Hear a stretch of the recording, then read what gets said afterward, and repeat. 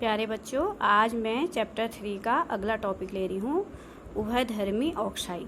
ठीक है, ऐसे धातु ऑक्साइड जो अम्ल तथा क्षार, ठीक है, अम्ल तथा क्षारक दोनों से अभिक्रिया करके लवण तथा जल प्रदान करते हैं। ठीक है, ऐसे धातु ऑक्साइड जो अम्ल तथा क्षारक दोनों से अभिक्रिया करके लवण तथा जल प्रदान करते हैं, उभयधर्मी ऑक्साइड कहलाते हैं। ये बहुत इंपॉर्टेंट टॉपिक है, इंपॉर्टेंट क्वेश्चन है। ये 2 मार्क्स का आपके एग्जाम में आता है हर साल।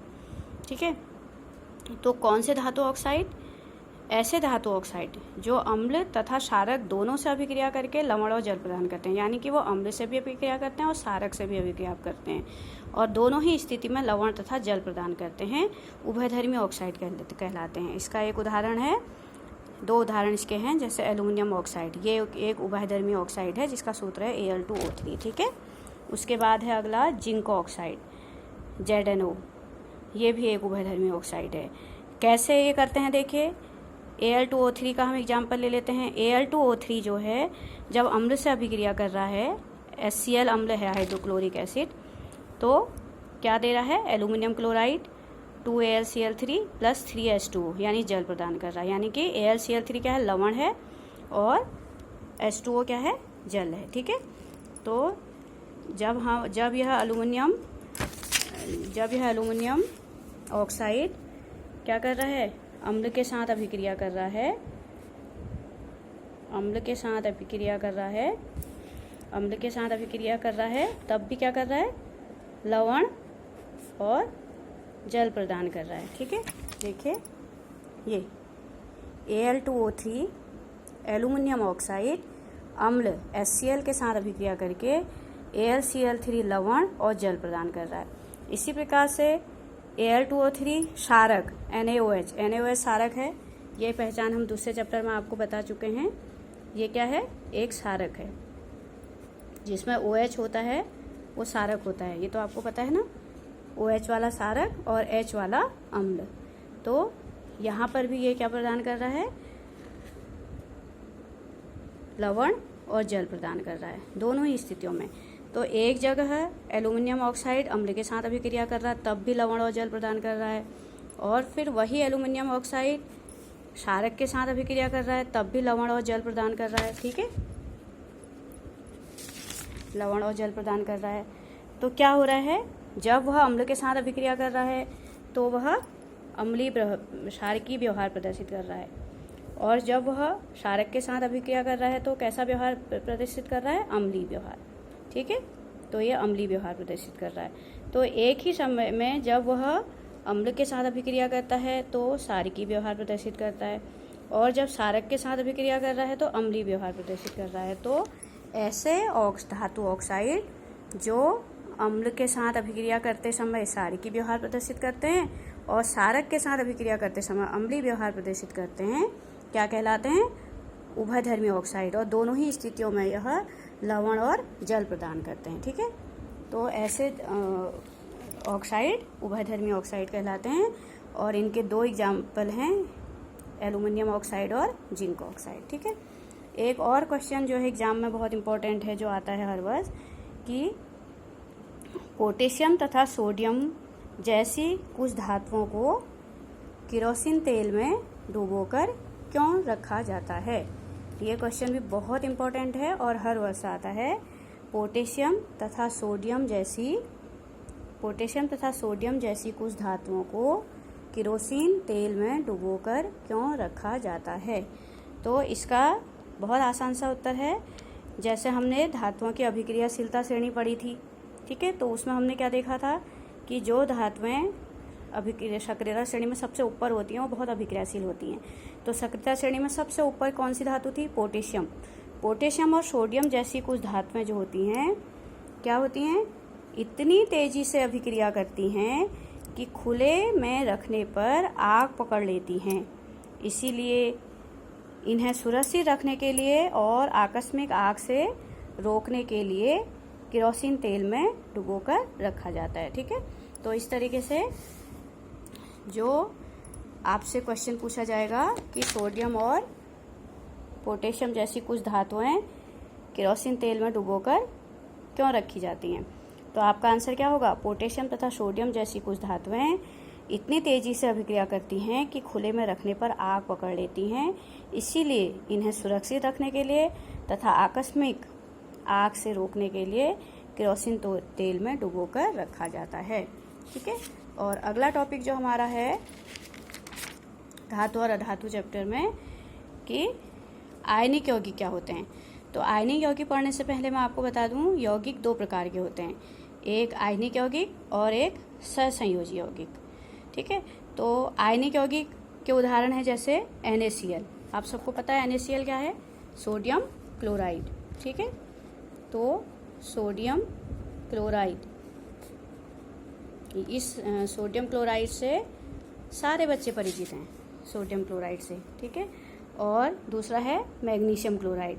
ये कैसे यौगिक हैं? आयनिक यौगिक, सोडियम क्लोराइड, मैग्नीशियम क्लोराइड। ठीक है, और सहसंयोजी यौगिक का एक उदाहरण मैंने दे रखा, जैसे ये मीथेन है। ठीक है, तो मीथेन जो होती है वो कैसी है? सहसंयोजी यौगिक है, CH4। इसके बारे में आपने चौथे चैप्टर में बहुत डिटेल से पढ़ा है। ये सहसंयोजी यौगिक हैं, जैसे C2H6, इसको एथेन कहते हैं, ये भी सहसंयोजी यौगिक है। ठीक है, तो मीथेन या एथेन जो हैं, मीथेन और एथेन। अब मैं इन दोनों में आपको अंतर बताऊंगी, सहसंयोजी यौगिक और आयनिक यौगिक। आयनिक यौगिक का एक उदाहरण मैंने तुम्हें सोडियम क्लोराइड दिया, एक है मैग्नीशियम क्लोराइड।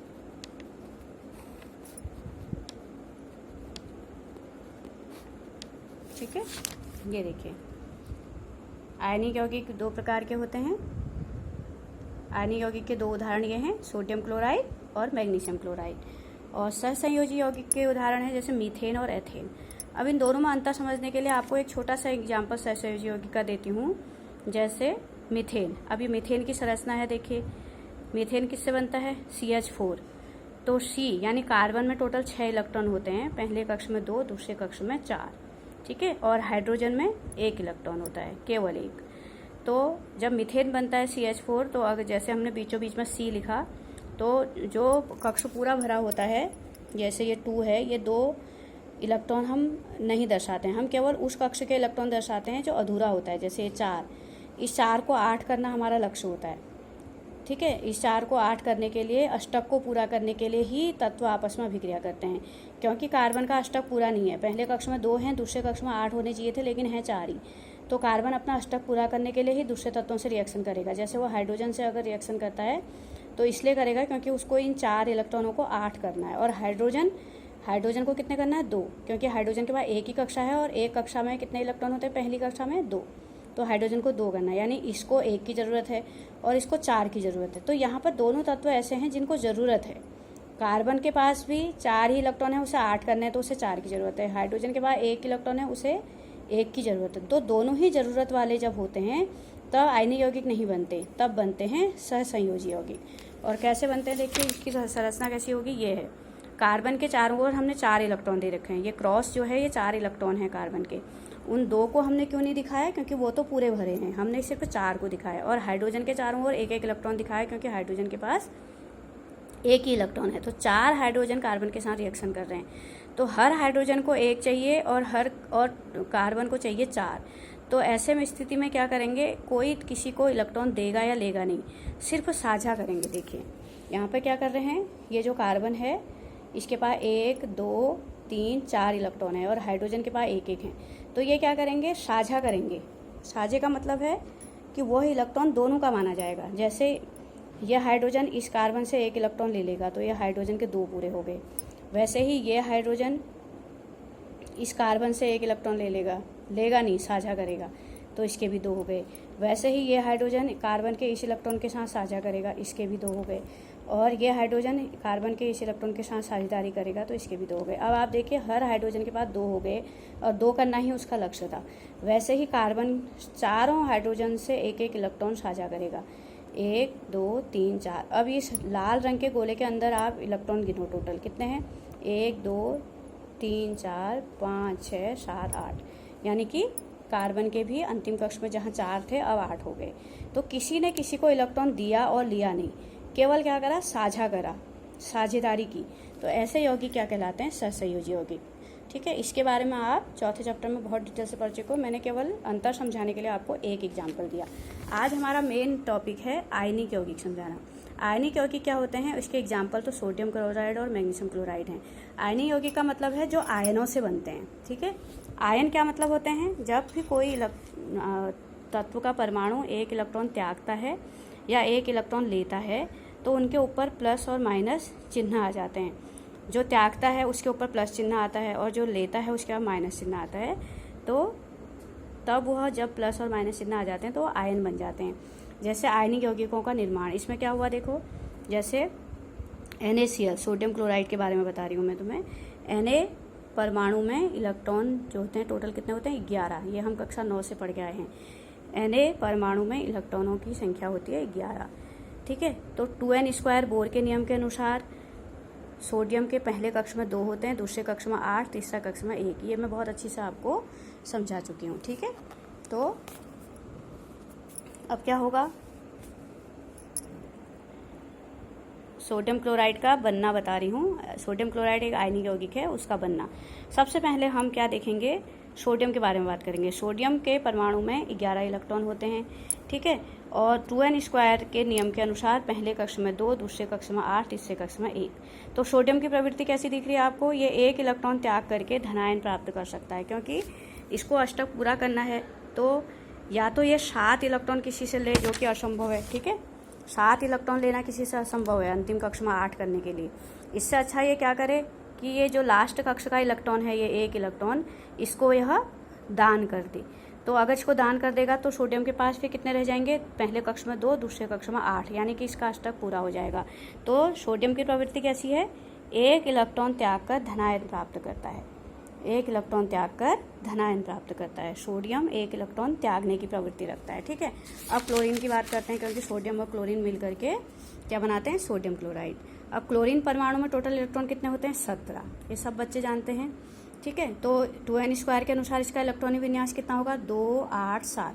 ठीक है, अब क्लोरीन के अंतिम कक्ष में कितने इलेक्ट्रॉन हैं, 7 इलेक्ट्रॉन हैं, और अपने अष्टक को पूर्ण करने के लिए इसे 1 इलेक्ट्रॉन प्राप्त करना है। ठीक है, तो 1 इलेक्ट्रॉन प्राप्त करने के लिए क्या करेगा, यदि सोडियम और क्लोरीन अभिक्रिया करें तो सोडियम द्वारा त्यागा गया इलेक्ट्रॉन क्लोरीन ग्रहण कर लेता। अगर हम सोडियम और क्लोरीन के आपस में अभिक्रिया करा दें तो क्या होगा, जो सोडियम ने 1 इलेक्ट्रॉन त्यागा था, उसके अंतिम कक्ष में 1 इलेक्ट्रॉन था और उसको वो दान करके धनायन प्राप्त करता। तो उस त्यागे हुए इलेक्ट्रॉन को अगर हम क्लोरीन की से साथ अभिक्रिया कराएं सोडियम की, तो क्या करेगा, यदि सोडियम और क्लोरीन अभिक्रिया करें तो सोडियम द्वारा त्यागा गया इलेक्ट्रॉन क्लोरीन ग्रहण कर लेता है। 1 इलेक्ट्रॉन ग्रहण कर क्लोरीन ऋण आवेश प्राप्त करता है। अब आप देखिए यहाँ पे ये सोडियम है, सोडियम ने 1 इलेक्ट्रॉन त्याग दिया तो सोडियम धनायन बन गया। जो त्यागेगा उसके ऊपर प्लस चिन्ह आएगा, वो धनायन कहलाएगा। ठीक है, और क्लोरीन उसी इलेक्ट्रॉन को ले लेता है क्योंकि उसे 1 की आवश्यकता है। यहाँ देखिए उसके अंतिम कक्ष में कितने इलेक्ट्रॉन हैं, 7, तो उसे 1 की आवश्यकता है, तो उस इलेक्ट्रॉन को वो लेकर के ऋणायन बना देता है। तो जो सोडियम और क्लोरीन के आपस के अभिक्रिया कराने पर सोडियम ने जिस इलेक्ट्रॉन को त्यागा, क्लोरीन ने उस इलेक्ट्रॉन को ले लिया, तो सोडियम के ऊपर प्लस चिन्ह आता है। जो दान करता है उसके ऊपर प्लस चिन्ह आता है, और जिसने इलेक्ट्रॉन ग्रहण किया उसके ऊपर माइनस चिन्ह आता है। तो दोनों के ऊपर, एक के ऊपर प्लस, एक के ऊपर माइनस। ठीक है, अब क्या हुआ, विपरीत आवेश हैं। विपरीत आवेश होने के कारण सोडियम तथा क्लोराइड आयन परस्पर आकर्षित होते हैं तथा मजबूत स्थिर वैद्युत बल से बंधकर सोडियम क्लोराइड NaCl के रूप में विपरीत आयनों का समुच्चय बनाते हैं। ठीक है, तो किस तरीके से आयनिक यौगिक सोडियम क्लोराइड का निर्माण होता है आप समझ गए।